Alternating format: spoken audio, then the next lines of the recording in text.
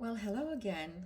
This time to part two of my shipping series, which is comprised of parts one, two, and three, in which I discuss and exemplify what I refer to as shipping quirks that we all have to deal with one way or another.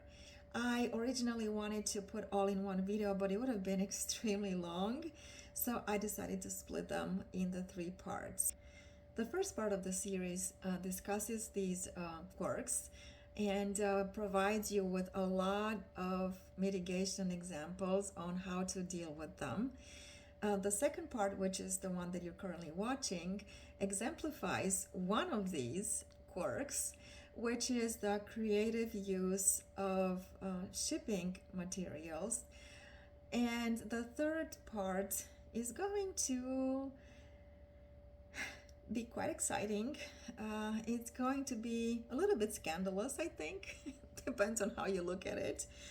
But it's going to reveal some of what I refer to as concerning trends that I have noticed as of late and that I do not think are going to ease up, and what all we can do about it, if anything. So without further ado, welcome to the second part and have a good time. I did document how I ship something that is quite voluminous and quite fragile and multi-piece. But I did not do a video for that. I did take pictures, and I would like to take you through that a little bit. Maybe you'll find that interesting, and if not, you may be just curious to see how I dealt with shipping this particular ceramic set that was really bulky and heavy enough, but look at all the pieces there, right? So let me show you what I have done, and I am glad to report that it all reached the customer in perfect condition without any trouble whatsoever. So this is a beautiful Canonsburg pottery set in the pattern of wild clover, and it includes a pitcher and 6 tankards, and as you can see, they're all pretty irregular and pretty bulky. The pitcher itself measures about 7 inches in diameter without including the handle and the spout, and it weighs almost 2 pounds. And the tankards are almost 6 inches high, and their diameters are 3 inches on the top and 3.75 inches on the bottom, and each of them weighs almost 15 ounces.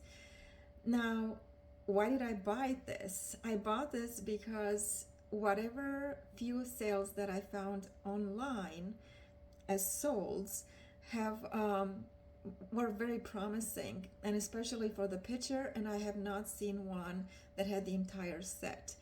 Number two, I think I paid about $24 for the entire set.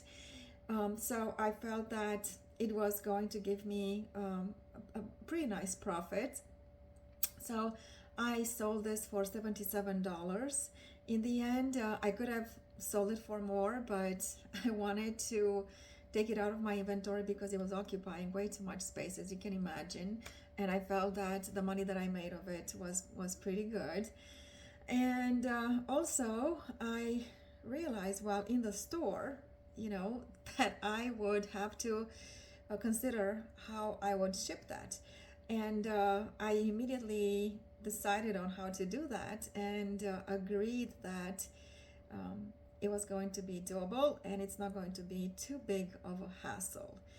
So as it is, it took me about a good half an hour to package everything and box it up. So I think that was, pretty okay considering. And I had decided to use two 12 by 12 by 12 allegedly boxes that I would then turn into a bigger one that would be considered as a 22 by 12 by 12. So everything went well, pretty much exactly as planned, and I am happy to say that the buyer was very happy. Everything reached their destination as expected, and this ended up being a good buy and a good selling experience. Now, I first start by wrapping everything in tissue paper, and that is what I did in this particular case as well. So this is not to protect them from breakage, but this is to protect the finish. So I don't even want the bubble wraps touching the finish. So I do that every single time, and also because these are hollow items, I end up stuffing them with packing peanuts in order to avoid or at least minimize the chances of pressure cracks or cracks due to vibration. So this is what I did in this case as well. I then proceeded to cut some slits in the paper between the handle and the mug, or the handle and the body of the pitcher, in order to stuff that space with foam. And another creative use of packing materials is that I used a pool noodle, which is the pink foam that you see in the pictures, that I cut vertically and then in smaller pieces. And in some cases, I ended up wrapping that in a little bit of bubble wrap just to fill that gap completely, because I didn't cut them precisely to that space. I stuffed that in between the handle and the body of the piece to again avoid any pressure cracks during the shipping, and again with a view into knowing that I was going to minimize the shipping materials and the box and so on and so forth. I wanted to give as much protection to these pieces as possible, and especially also to the pitcher, where the handle, as you can see, is a lot more rounded, and there's a bigger gap between that and the body of the pot. So I did the same thing in that case. Then I proceeded to wrap every single piece in 2 sheets of bubble wrap. I did not want to over wrap them because I didn't want for them to get too bulky. And again, I also knew that everything else that I'd be doing would mitigate any potential for breakage. As you can see, they're all wrapped tightly and neatly, like little piggies in a blanket. And I did the same for the pitcher, of course. And then I took 3 of the tankards and I packaged them tightly with tape.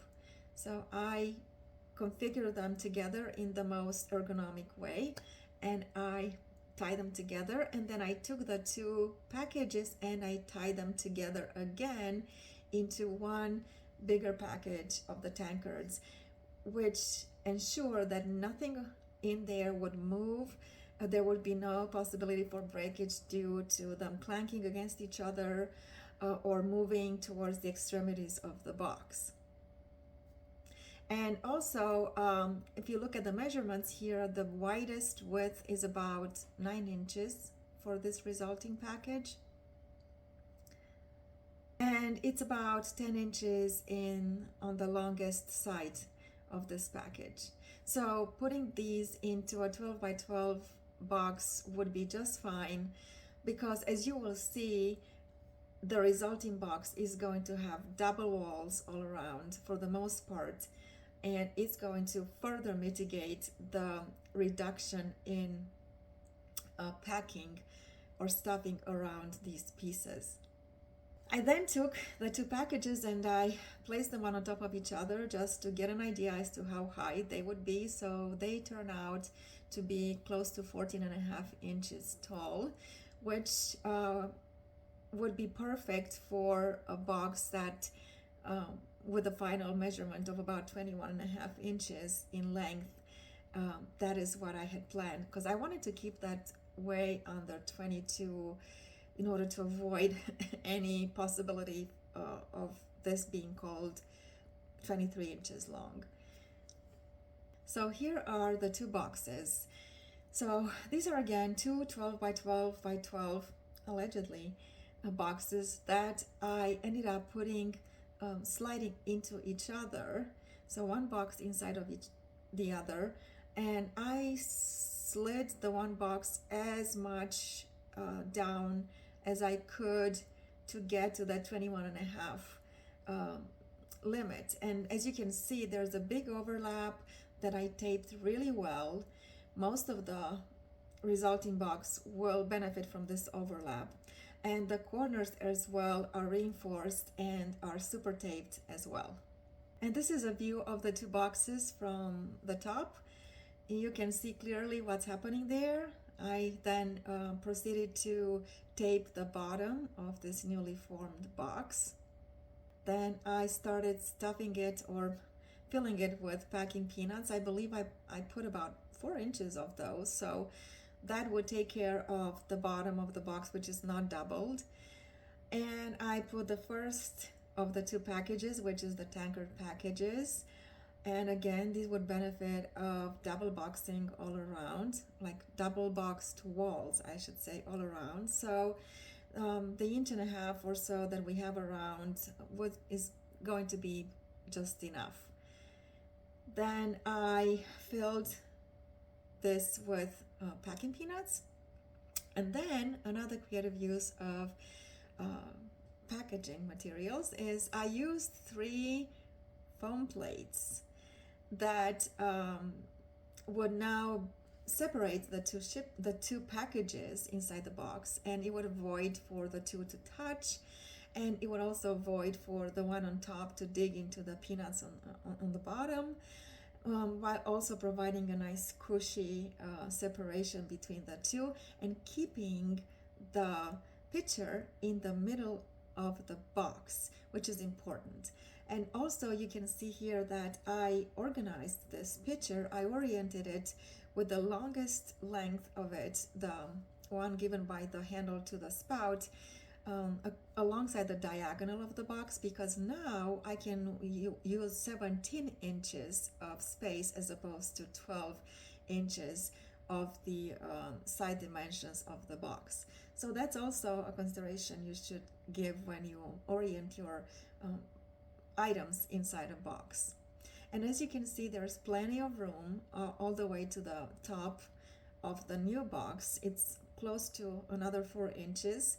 So that should be again very well protected when it comes to the thinner sides of the box where the walls were not doubled up.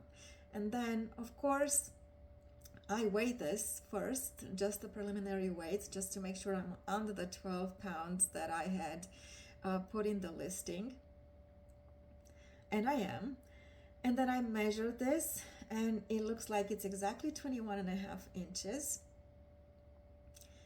Then I tape it really, really well, and I weigh it again, and you can see that I use quite a bit of tape there, but it was important to make sure that everything will stay together. And this is it, guys. This is what I did in order to package this complicated purchase. And it was important to make the most of it because, again, the listing was listed as 12 by 12 by 22 with a weight of 12 pounds. And that is how it was sold. So the price for this package was under $18, $17.80 to be more precise, shipping from Florida to Virginia, which is a very reasonable cost. But that is because I also passed on to my customers my eBay seller shipping discounts, or else the actual retail shipping for this could have killed this sale, even though this was a pretty valuable purchase, and it didn't sell for peanuts, but the shipping would have been a lot more. It could have been probably close to $30, if not more. So everything that I have done to make sure that this is a doable, feasible purchase was, again, with all those considerations in mind that I mentioned in my first video, but also with all the shipping mitigation in mind that I mentioned in my second video, or the video prior to this one. So I urge all of you who haven't done this to please check those out. I hope that they will provide you with additional information and some help, and if nothing else, with a little bit of entertainment into how I do things and why I do them. So thank you again. Thank you for watching, and have a marvelous, sunshiny day.